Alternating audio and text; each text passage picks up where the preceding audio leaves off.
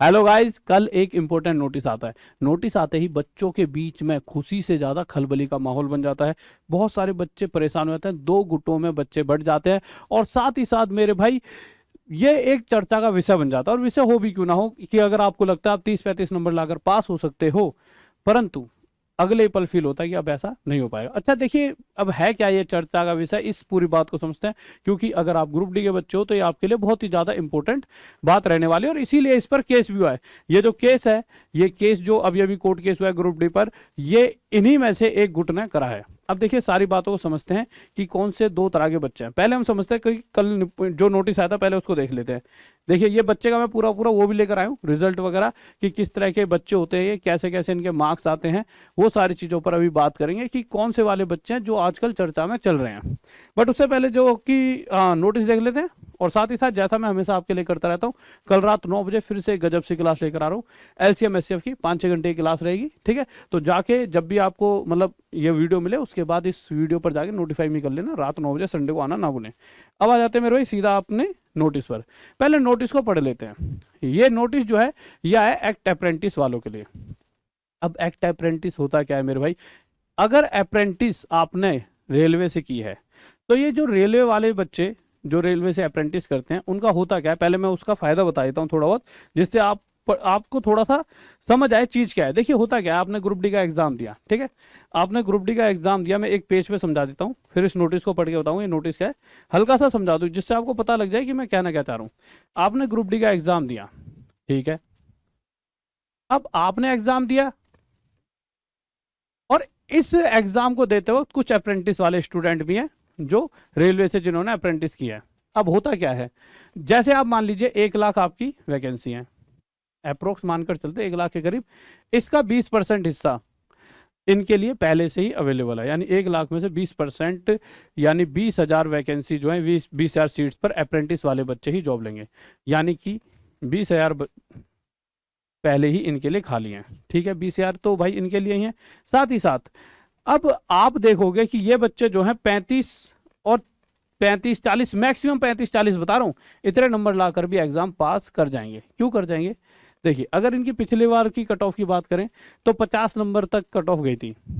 अगर मान लो इनकी इस बार भी 50-60 नंबर कट ऑफ जाती है, ज़्यादा कट ऑफ भी गई, मान लीजिए 60 ही कट ऑफ गई, मान लेते हैं अगर इनकी 60 नंबर कट ऑफ जाती है, तो इस 60 में से अगर जो भी ये जब एग्जाम देते हैं, अप्रेंटिस का एग्जाम दिया है इन्होंने, एक एग्जाम होता है उसकी पूरी रिजल्ट और रिपोर्ट कार्ड दिखाने वालों एक बच्चे की। जब ये एग्जाम, जैसे आपने अप्रेंटिस कर लिया रेलवे से, आपको कुछ तो नंबर मिलेंगे, जैसे आपको 81% नंबर मिल गए, तो इस 81% का 1/3 यानी 27 नंबर आपके एंड में जुड़ेंगे। यानी अगर आप एग्जाम में 40 नंबर लेकर आए, सिर्फ 40, और आपने अप्रेंटिस कर रखिया, तो 81% का 1/3 यानी 27 नंबर और जुड़ेंगे और आपके बन जाएंगे 67 नंबर। और इनकी कट ऑफ जाती बहुत कम है, क्योंकि ये वो बच्चे हैं जिनका पहले से ही पता है कि भाई 20,000 तो हमारे लिए सीट है। और ये टोटल पिछली बार तो ये 20,000 के जितनी भी सीट बनी थी पिछली बार, तो वो खाली चले गई थी, पूरी भी नहीं भर पाई थी, तो ये खाली भी चले जाती हैं। यानी कि इन द एंड बहुत लो कट ऑफ जाती है। तो आप समझिए कि जो बच्चा जिसने अप्रेंटिस कर रखी है, जैसे आपने आज अप्रेंटिस आपके पास होती, आपके पास पूरा है कि हमने एक सर्टिफिकेट है, हमने अप्रेंटिस कर रखी है रेलवे से, परंतु रेलवे से अप्रेंटिस करने के बाद आपको ये या पता लगता कि मैंने अपने फॉर्म में जहां अप्रेंटिस का कॉलम था उस कॉलम को ही नहीं भरा, कैसा लगता आपको? बहुत बुरा लगता।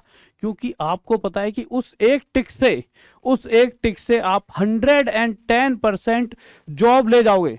भाई जो बच्चा आज 80-90 नंबर की फाइट में है, वो बच्चे को कल पता लगे कि मेरे को सिर्फ 40 नंबर लाने हैं, क्योंकि 27 तो उसके जो पासिंग मार्क्स है वहां से आ जाएंगे, तो पास है।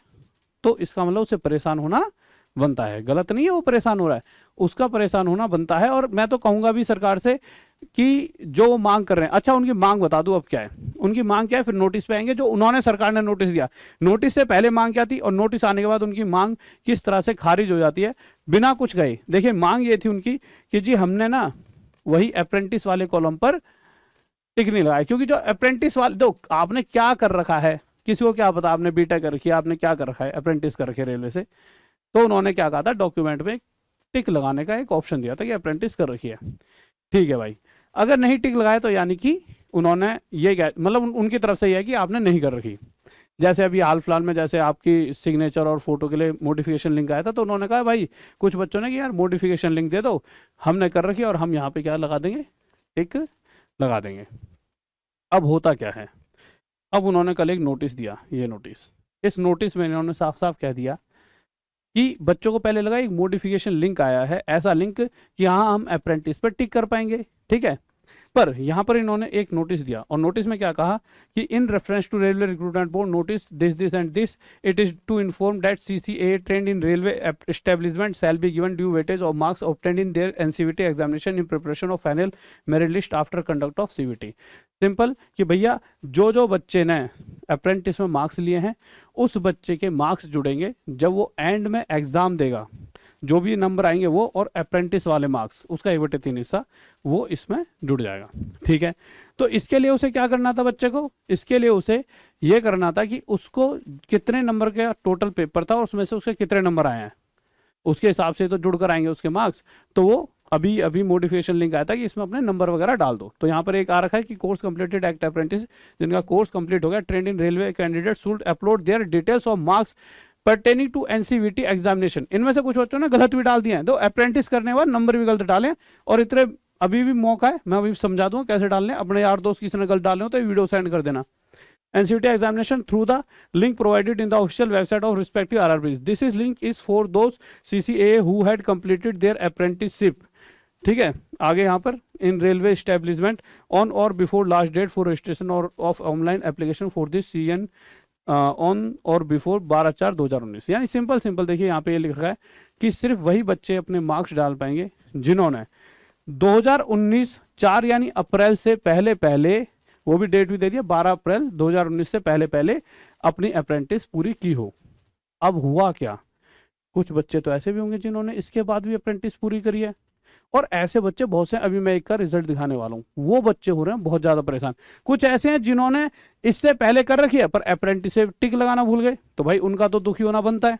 भाई किसी ने अप्रेंटिस करी है तो मेहनत तो वो भी है कि कहीं जाके एक इस तरह की, क्यों क्या होगा वो, इसीलिए तो कि मुझे कहीं ना कहीं फ़ायदा मिले, ठीक है। एक सर्टिफिकेट बनवाया, ठीक है। एक तो क्योंकि देखिए आप अगर ये सोचोगे कि यार ठीक है कि इनको ना हो, भाई इनकी वो फिक्स है सीट, वो आपको तो वैसे ही नहीं देंगे शायद, ठीक है, बट अच्छा रहे आपके, मतलब कि ये है कि मुझे जो लगता है, ठीक है। तो कहीं ना कहीं अगर किसी ने अप्रेंटिस पे क्लिक नहीं करा तो क्या हो कि उसके लिए एक मॉडिफिकेशन लिंक बना देना चाहिए भाई, कि क्या है बच्चा भूल जाता है, चलो ठीक है। अब कुछ बच्चे तो वो हैं, अब इनसे ज़्यादा कौन से बच्चे हैं, ये वाले देखिए मैं आपको दिखा देता हूँ कौन से वाले बच्चे इनसे ज़्यादा बच्चे हैं, ये वाले आ गया, लीजिए ये वाले। और बच्चों की गलती इनकी भी नहीं है, देखिए 3 साल होने को आ गए हैं भर्ती को, तो गलती इनकी बिल्कुल नहीं है। आप चाहे इसे मजाक में ले आ सकते हो कि भाई कि तुमने बाद में करी है, पर कोई बच्चा है उसको 3 साल हो गया टाइम पीरियड, अगर उसी 1 साल पहले जब भी भर्ती हो जाती है उसी साल में, तो अगले साल में ये जो ये बच्चे हैं ये भी फॉर्म भरते और अप्रेंटिस पे क्लिक करते हैं, इसीलिए तो इन्होंने मेहनत करके अप्रेंटिस की होगी। तो देखिए है क्या, ये अप्रेंटिस होती है, इसमें क्या होता है कि भाई प्रैक्टिकल इंजीनियरिंग 100 की, ठीक, वो उसकी 300 की, फिर सेशनल 100, इस तरह से ट्रेड थ्योरी, इस तरह से सेशनल, इस तरह से 3-4 चीज़ें होती हैं, और ये आपको यहाँ पर दिख रही होती हैं, ठीक है, इस तरह से कि भाई इसमें इसके इतने नंबर आए, इसके इसमें इतने नंबर आए, तो टोटल पेपर हो जाता है मेरा भाई 520 नंबर का। 520 में से इस बच्चे के जैसे 398 नंबर आए हैं, ठीक है।